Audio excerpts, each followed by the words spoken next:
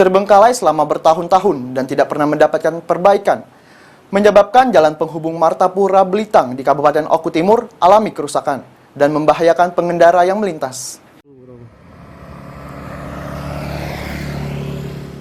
Seperti inilah kondisi amblasnya ruas jalan Provinsi Martapura Belitang yang sudah 3 tahun tidak mendapatkan perbaikan, hingga akhirnya hampir setengah badan jalan kondisinya amblas. Pinggirannya sudah tergerus oleh Sungai Komering.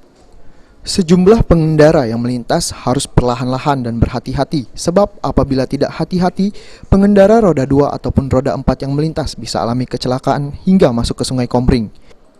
Kondisi ini diperparah dengan minimnya pembatas ataupun tanda-tanda peringatan berbahaya di sekitar lokasi.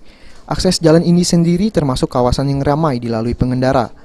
Tahun ini pihak PUBMTR Provinsi Sumsel sudah membangun jalan alternatif yang lokasinya hanya berkisar beberapa meter dari jalanan amblas. Hanya saja jalan alternatif pengerjaannya belum selesai dan sebagian besar masih tanah merah. Dari pantauan PAL TV di lokasi, masyarakat masih nekat melewati jalan yang amblas meskipun membahayakan. Aji, PAL TV.